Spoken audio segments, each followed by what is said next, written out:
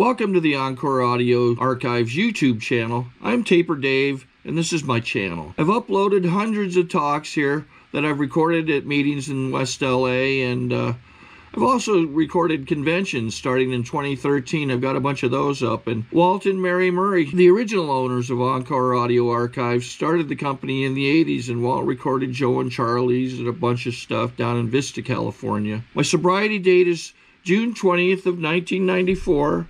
I hope you find something you like, so please like and subscribe to my channel and comment down below. If you want to hear something that I don't have or that you don't see, I'll see that I get it. Anyways, take care and have a great day if you want to.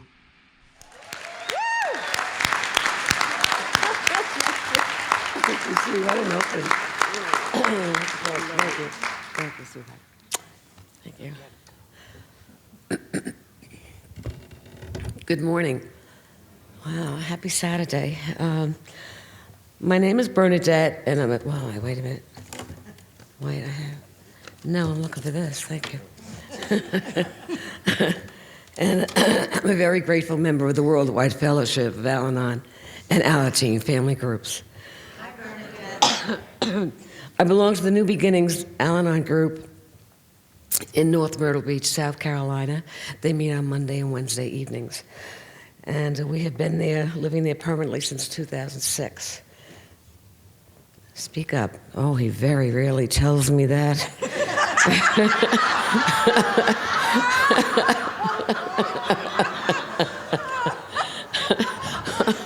Okay. I should join Al-Anon, right? Let's see this. Wait. I didn't say shake it. No, I'm just looking. Okay. I want to thank the committee for inviting us last year, and we couldn't make it because one of us was sick. I don't remember. And thank Karen very much for inviting us and then inviting us back again. And I want to thank the committee for the outrageous, wonderful basket. I won't even go to the bottom of it because I don't eat candy right now. So, but I can't wait till I can. We're going to have it sent home. I'm not giving any of it away. And had a lot of goodies that was left in our room. And the dinner last night was just wonderful. Thank you very much, and it was very special. I want to thank Karen and Scott for being such wonderful hosts. Karen picked us up at the airport. We had dinner with them Wednesday night, and it was wonderful. We went to the Old Town, and it was just beautiful. Thank you very much. I love you very much. We've kept in touch all year. And we knew Carol and Scott. I don't know about what time of what it was, but I remember we did meet. We lived in Indian Wells for a while, and we met them at that time. And as soon as I saw Carol, Bill kept saying to me, "You know her?" And I said, but as soon as I saw her face, I knew. I remembered. We had some good times together. I really have to thank Enid. I appreciate Enid coming down from LA. I know it's not that far from here, but it is a thought. The thought that counts.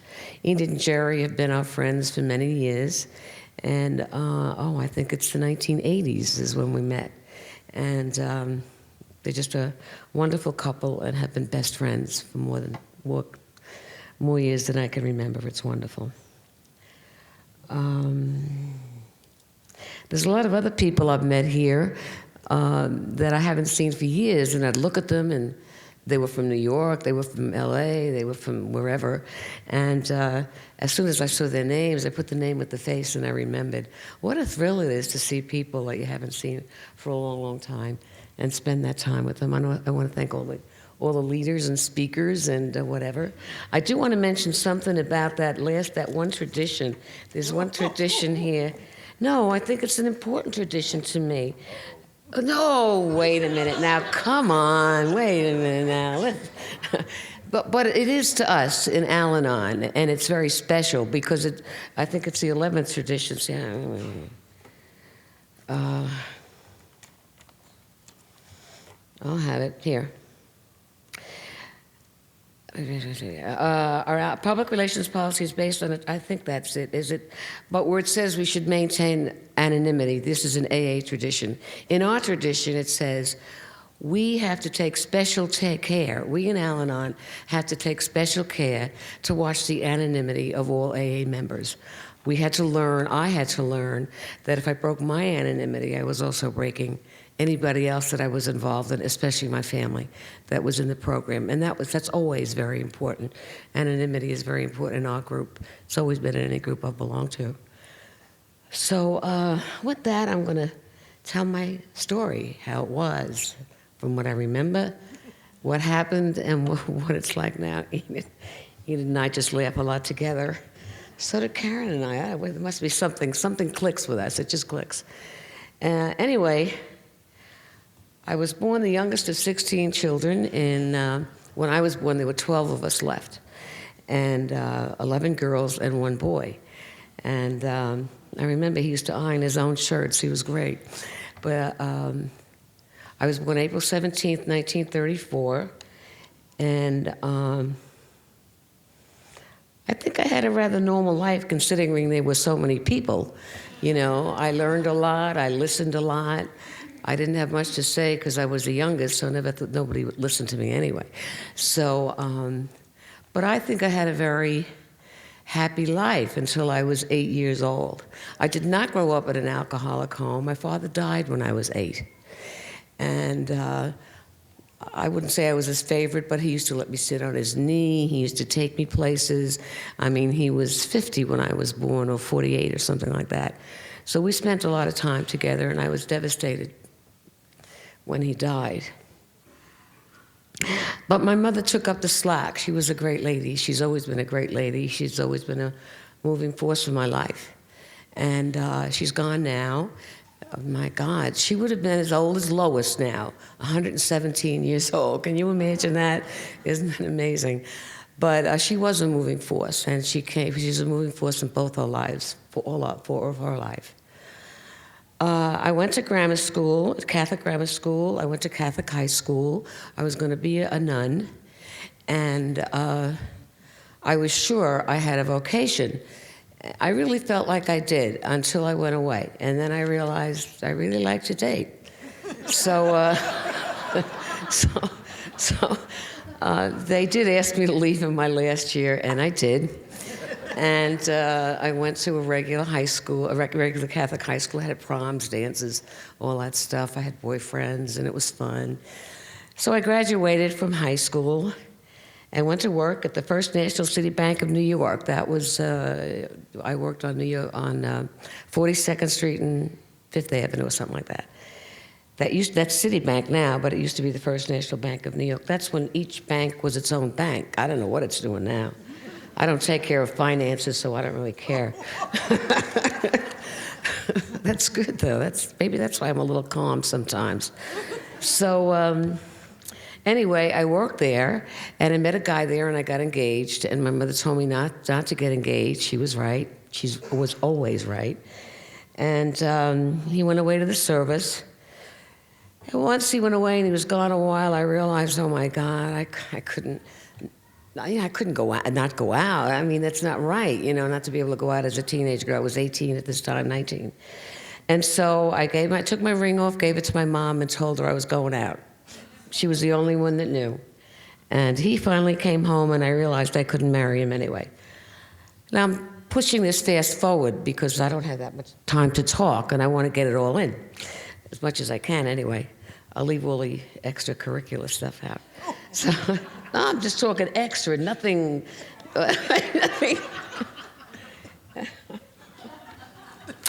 Anyway, we happened to go to a wedding after he came home from the service, and I broke my engagement. He had a terrible temper, and as I say, I did not grow up in an alcoholic home.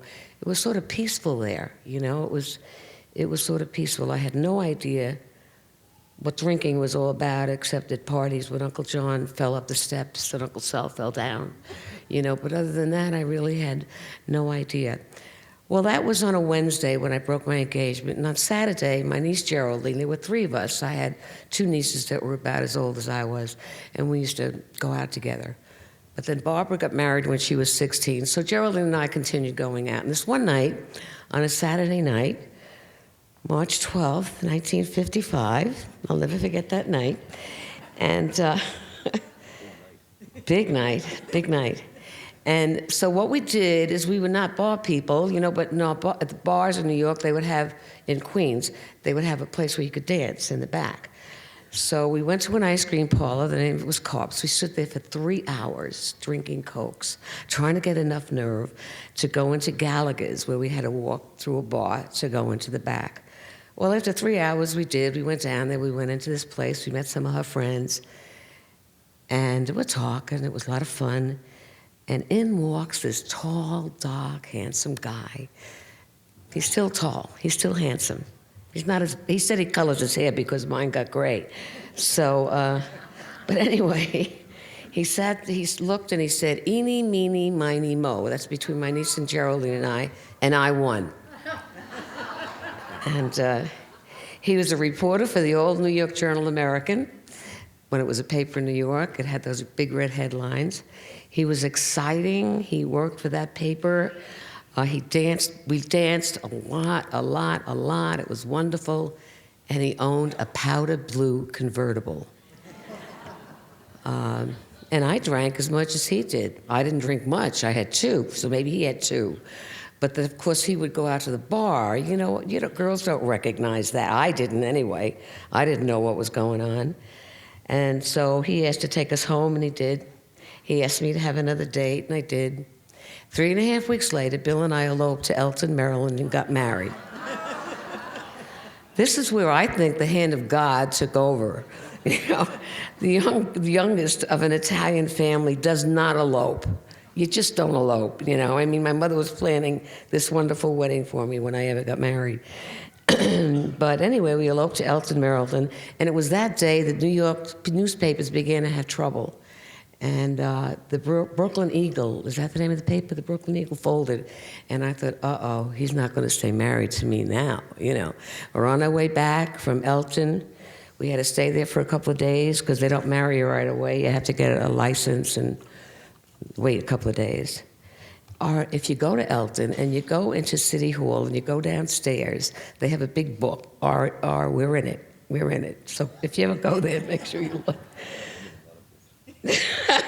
Yeah, you were in a lot of places. I had no idea what Bill's life was like. I just knew that he was a very exciting man and did a lot of fun things, and we had a lot of fun. So we talked and talked. Since we got married, I don't think we've ever talked that much, but we did. We talked a lot. We lied a lot. And we would go out dancing, and we'd go out. I had no idea of what drinking he was doing. I had no idea he had a problem. Matter of fact, I remember going back over the Queensboro Bridge or something. He asked me for a quarter because he ran out of money. I should have known there was a problem then, but I didn't. Anyway, we did get married. We started on our married life. And our first daughter, Judith Ann, was born almost a year later. And she was a joy, except she was very sick. She was premature, so she had to stay in the hospital 5 weeks. I don't remember going to visit him much. There didn't seem to be time for that. There was a lot going on. He was working nights. Before this, I was working days before I had the baby. But he wasn't around a lot. He just wasn't around in the very beginning. But I was happy. My mother came over, my sisters came over. When family comes over, it's a nice thing. We lived in Queens. And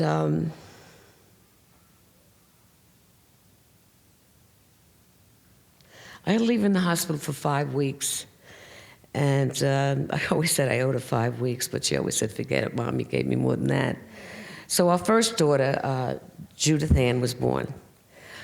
18 months later, we had Charlotte Ruth, our daughter. That sounds like Charlotte Rouge, but it's not. It's Charlotte Ruth. And Bill was still working nights. And since I couldn't go with him and I had the children, we didn't have much money, I stayed home a lot, and he was gone a lot. But I really had no idea he was drinking.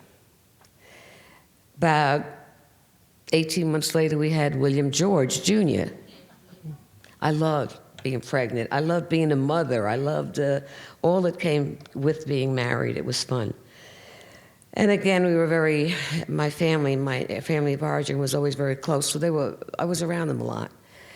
And we lived in Queens at that time, and At that time, my mother got money together.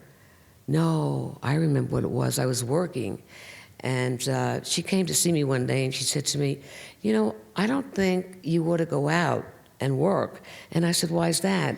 And she said, because your husband is out drinking and gambling with your brother-in-laws. These are my sister's husbands. And they loved him immediately, immediately. He drank like they did, you know, but I never knew they drank that much. So, and I said to her, if you ever, ever say anything about my husband again, I don't ever want you to come into my house again. And that was in the mid-50s, just after we got married. And she never did. She never did. So anyway, there was a lot going on. We bought this two-family house in Floral Park, and I loved it. My sister lived up the street. My other sister lived up the street, and we had a good time. And played cards a lot after we got all our work done. We all had there were a lot of children all over the place, many children. And after a while, Bill said to me, you know, I really think we ought to sell this house because we were getting $95 in rent. We were paying $75 in a mortgage, and he couldn't keep up the payments. And I remember I wasn't checking any books. I didn't know what was going on. And I had no idea what was going on. He did, though. I found out later. Right from the podium is where I found out a lot of things. Where there are numbers, there is safety. And so anyway, he said, let's do this. Let's sell this house. They didn't take the house away, but we sold the house.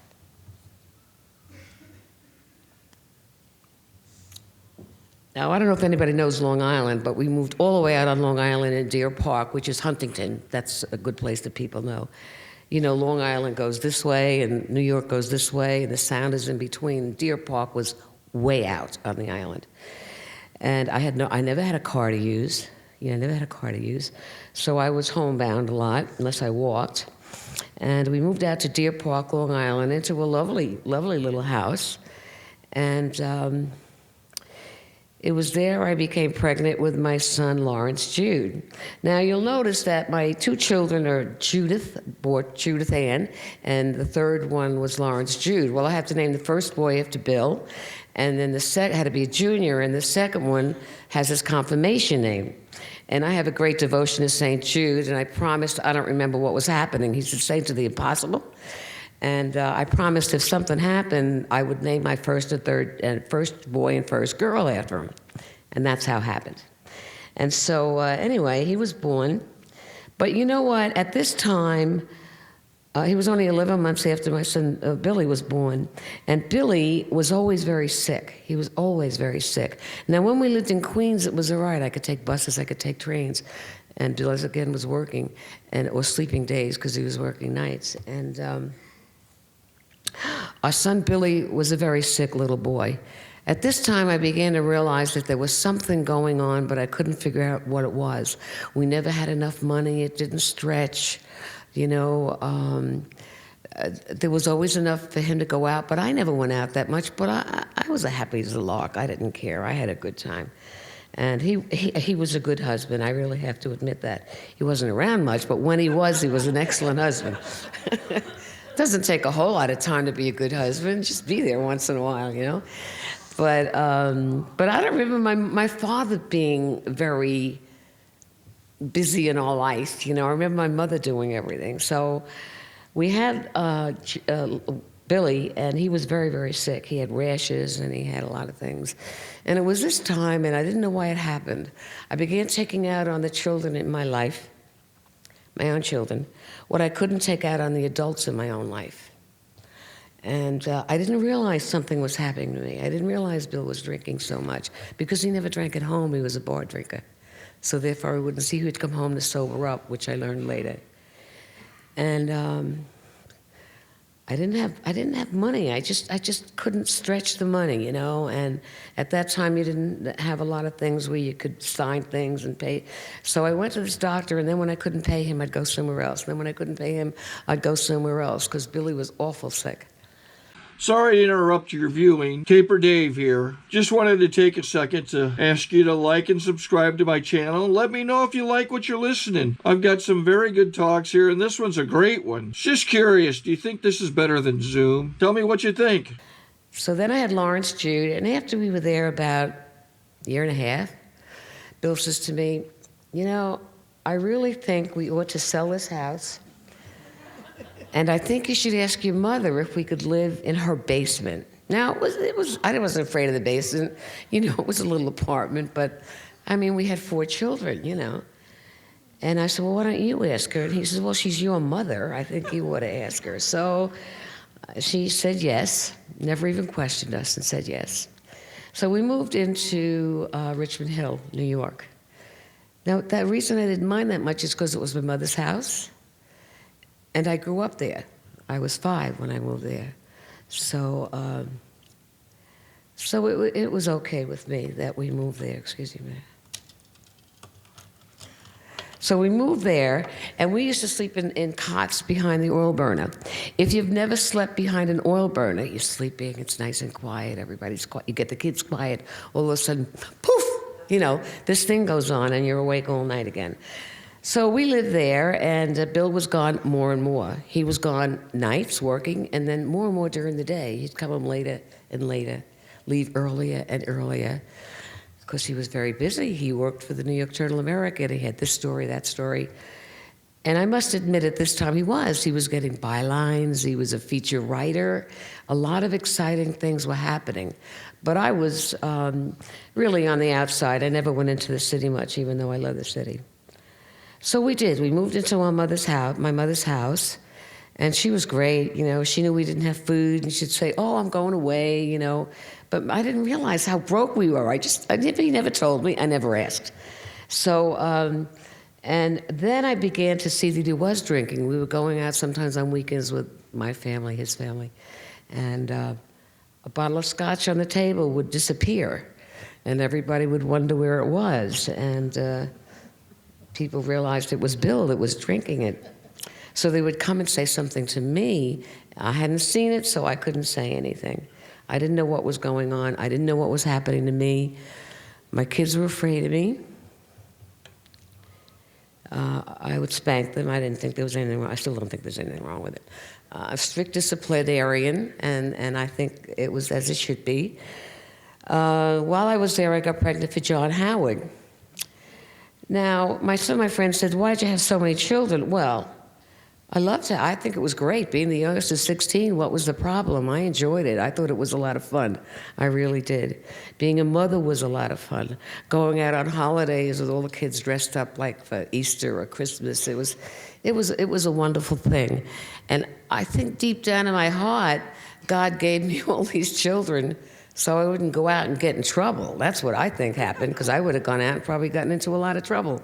So anyway, John was born, and we were living in my mother's basement.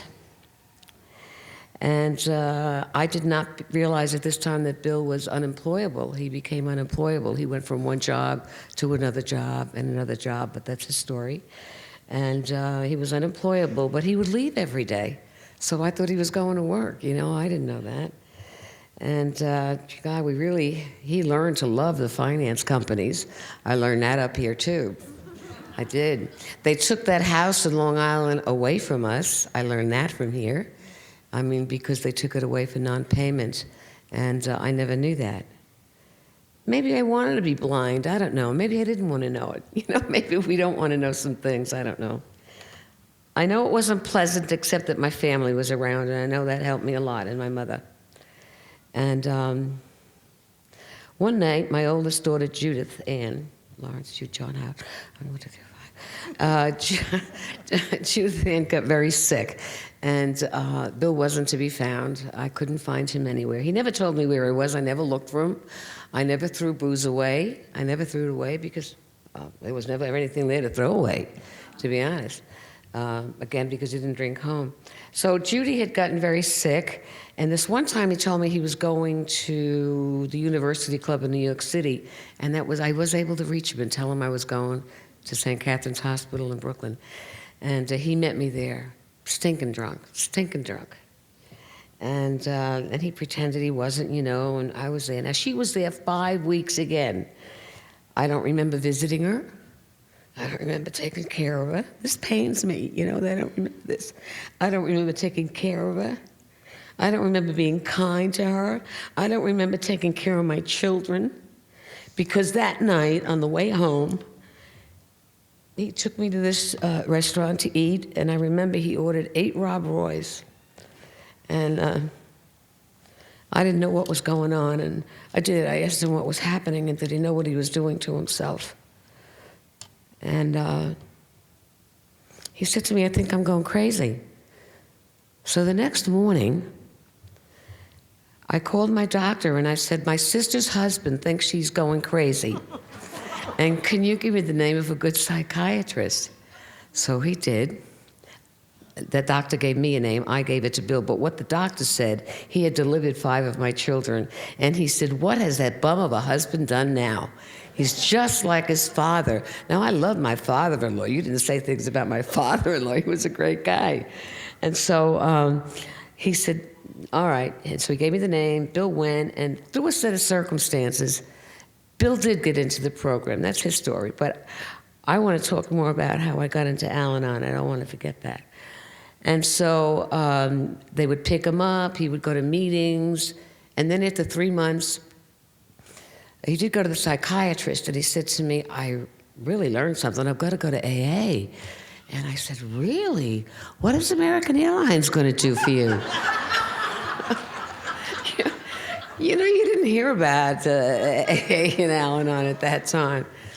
And he said, well, no, this is Alcoholics Anonymous. And he whispered it. And I said, okay.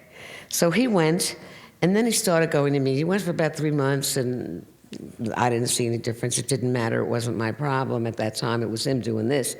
And then he stopped. He was bringing a lot of people home to get sober, but he didn't stop.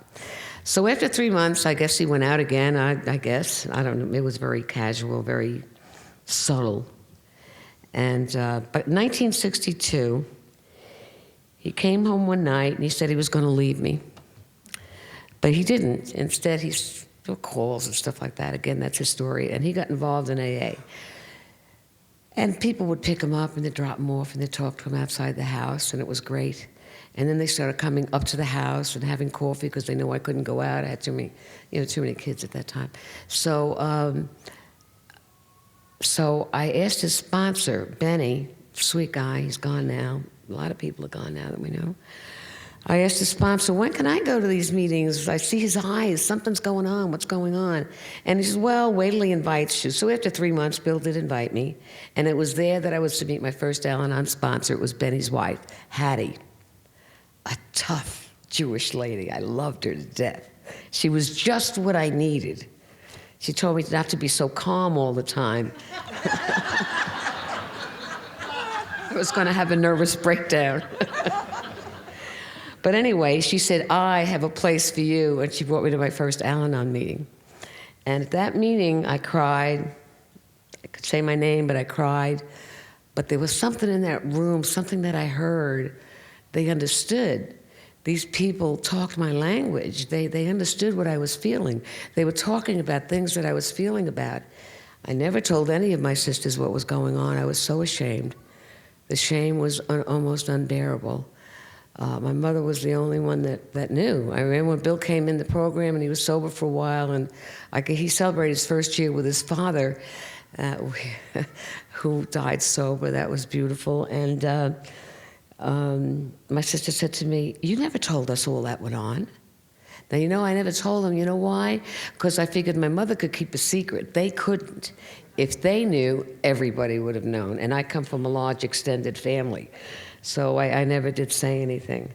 But they're very proud of them. I know they are. Of course, they wonder why we keep going. It's like a crutch. They said, why do you have to keep going? I'll take it. I'll take this crutch that I need to learn the 12 steps and the 12 traditions. When I went to my first meeting, Hattie was great. And she took me, and they didn't have, this was back in the 60s, so they didn't have much literature. They had So You Love an Alcoholic, not that I could read that much. I just couldn't understand. I was so upset all the time. I was calm but upset. I don't know how that happens, but it does. So I would read So You Love an Alcoholic over, and I don't know that any books were out. I don't really remember. And I read that, and they told me, I remember hearing at that time, I didn't cause it, I can't control it, and I can't cure it. And I should turn my life over to this higher power. Now, you know, I didn't understand what he could do for me, because I had gone to see a priest, and he said to me, take $50, go get your hair done, and go out for a night. Well, I didn't have 2 nickels to rub together. I was going to take $50 and go out. Then I went to see a doctor and ask him, and he knew nothing about alcoholism, so that was a loss. But in Al-Anon, I truly found the people that understood, you know. May not have the same story, they may not have the same background, but they understood the feelings. I understood the feelings. I cried and cried and cried. And they loved me until I could love myself. They said, you know, what you got to do is the first 3 steps, you know, 3 steps, right? They call it. I can't, he can, I think I'll let him. And why not? Why not, you know? God became my higher power very quickly in Al-Anon, even though I was a believing person before that.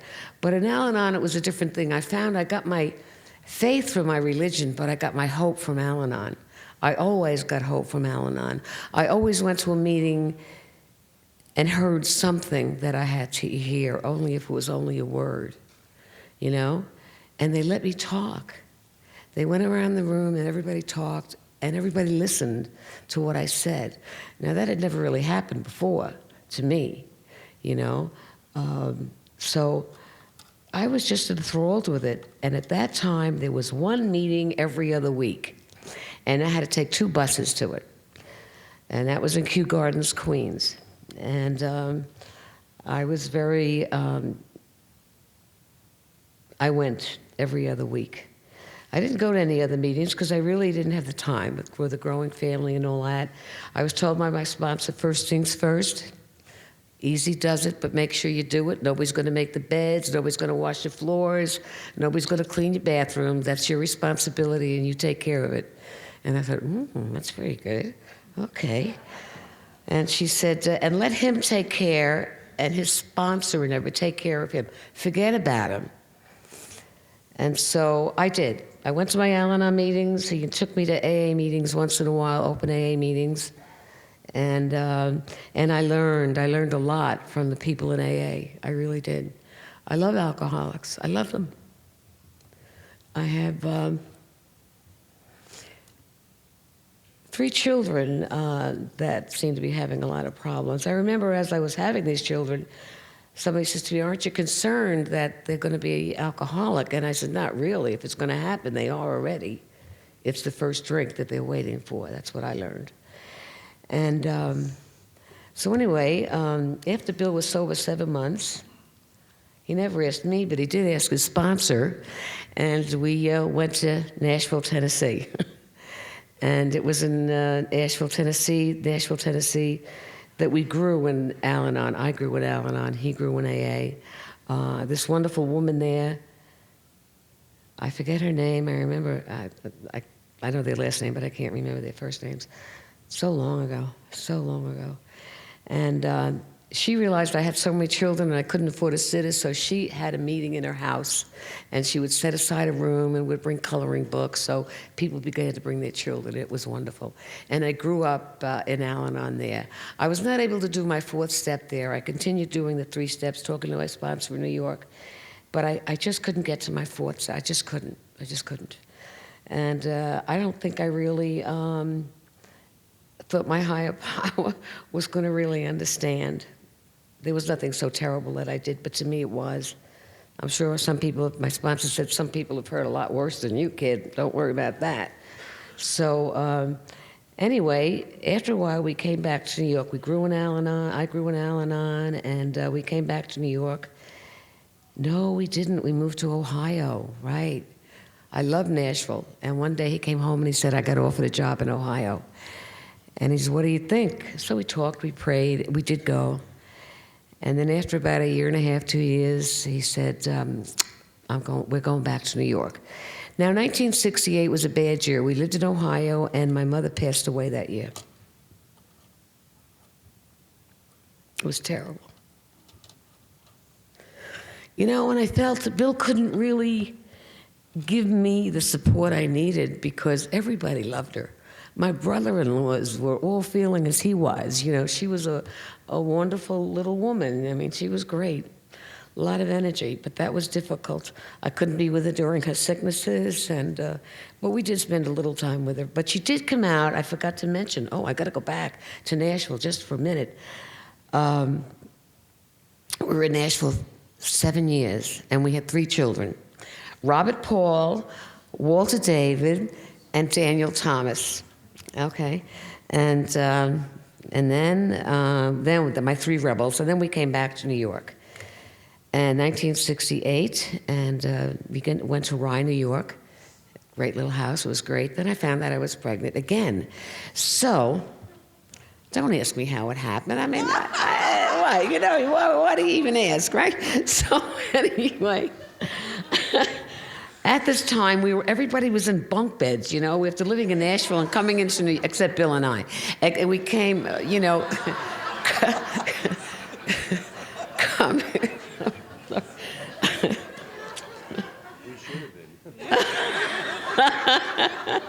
and we always had television in our room. I don't understand that.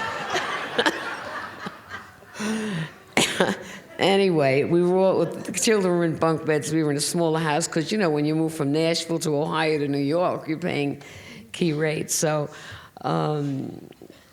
we bought this beautiful, well, it wasn't. It was a white elephant, and it had 23 rooms. It was amazing. We got it for a steal, and I found out I was pregnant with Angela. That's when we got this house. So we had Angela Marie. She was named after my mother. My mother's name was Angelina. And we moved into this big house. She celebrated her first birthday there. And we went on living. I mean, the kids could go to public school, or I was a wonderful community. AA was wonderful. AA and Rye was great. Al-Anon was wonderful. But I stopped going in Cleveland so much because it seemed like they were very negative meetings, and I couldn't get there with my own car. So I started going to open AA meetings. I don't really feel that was a lapse in Al-Anon because I talked to my sponsors in Al-Anon, because I did get another sponsor. Wherever I moved, I always got a sponsor. Anyway, what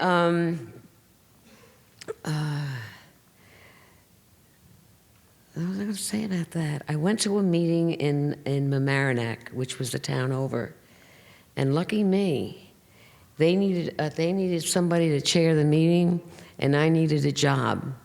I learned early in Al-Anon that I could be of service. I could pick up cups. You see, we used cups.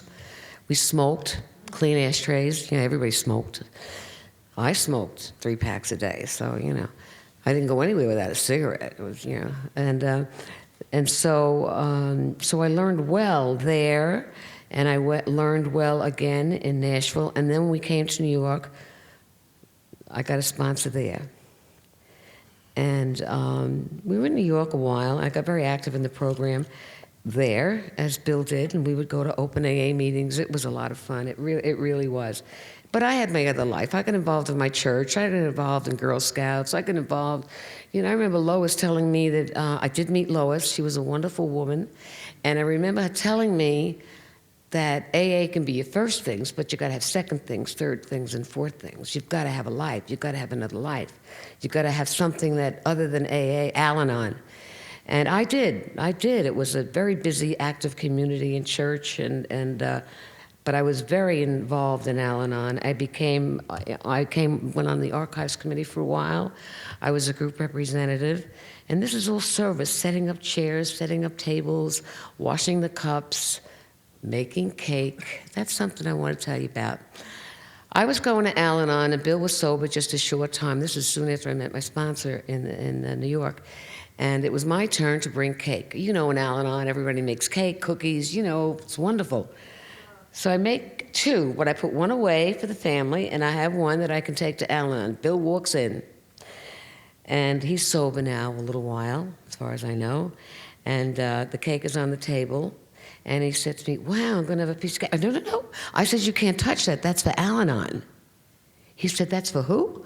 I said, "That's for Al-Anon." He said, "Really?" Now, the day before we had company, it was my brother-in-law, and Bill insisted we get beer, and he said to me, "If there's any beer left, hide it." So I did. I hid it under the sink. I knew he'd never go there. Why would he go under the sink? So we didn't have a flood. So anyway, he said to me, "Is that right? You're bringing it to Alan, and I can't have any cake." Now, he didn't know I had the other one. But why would a mother mother of a large family, make a cake for a group and not make it for her own family? How foolish. But anyway, anyway, he went inside and he said to me, "Where's the beer?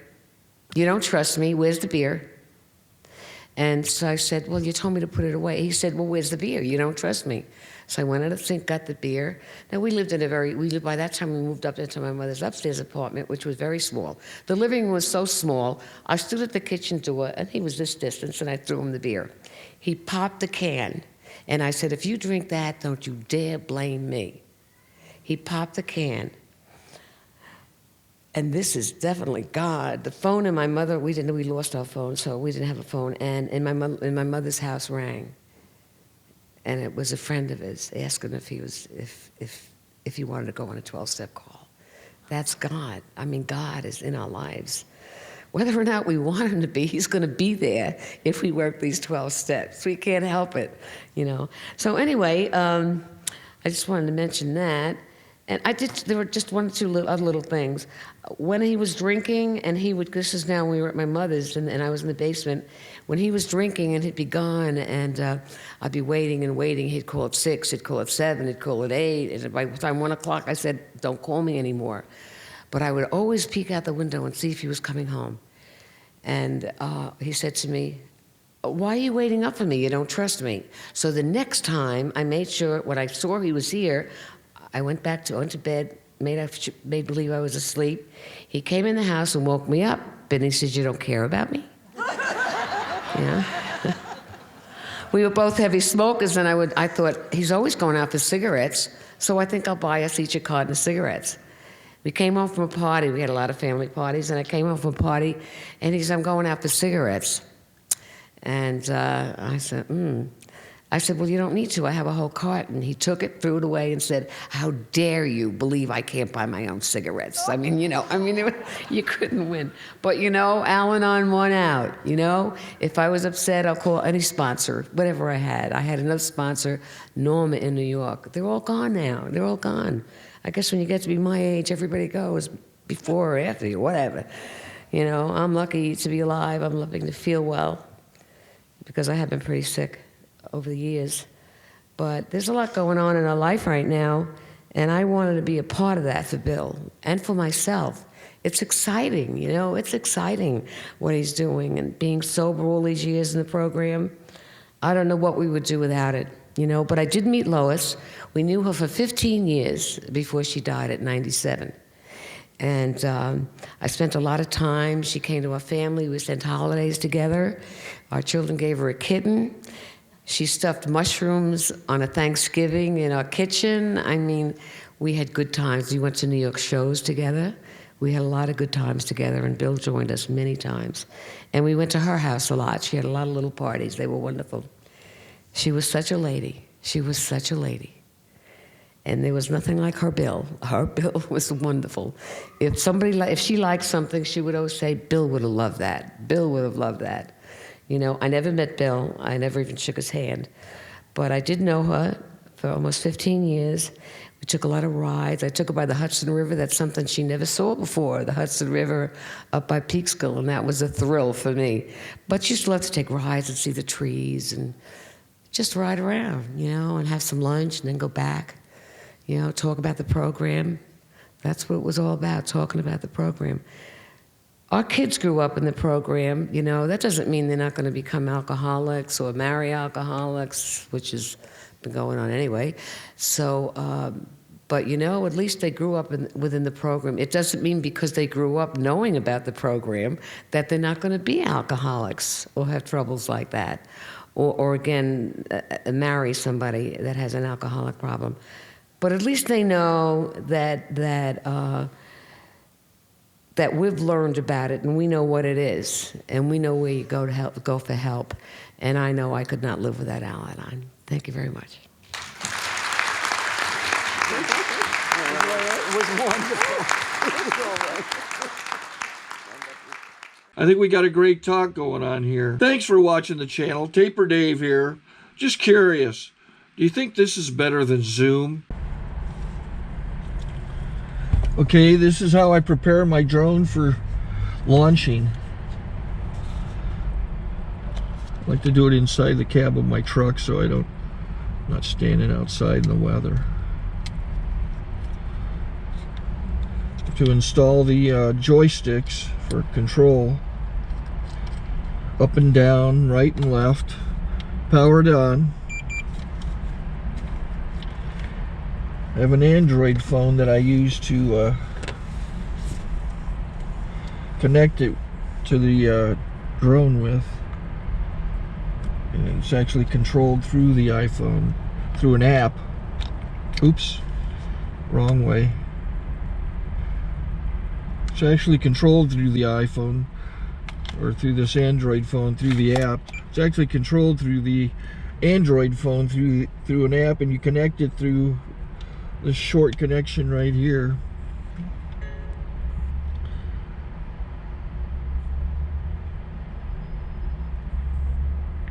Remote control connected. Remote control's connected. So I pull out the drone. I have to extend the legs, long legs extended first, then the short legs. Remove the gimbal protector. Set that aside, then power it on one short burst and one long burst. I lay it down. So I have to go to calibrate. So the drone's not connected yet. It shows you here as this drone gets disconnected, even though the remote's powered on. So the drone has to establish it's connected. So I go into the app to calibration mode. First I'll calibrate the remote controller. Start calibration. Out, in, oop, out, in, up, down. And then this little wheel is to control the gimbal. So it's calibrated. Go to gimbal calibration, start calibration, and then it calibrates the gimbal. I don't know if that shows up. The gimbal's moving all over the place. Changes, you can see it on the video. And I'm calibrated to take off. It's acquired 7 satellites at the moment. There are 26 satellites up in the sky, which it has to acquire before you can take off. So it's connected. It's got enough satellites. This is white. I can go to press this little arrow button, swipe right to take off, and it would start the motors if I slid this to the right. But I'll wait till I get outside. Don't want to do it inside.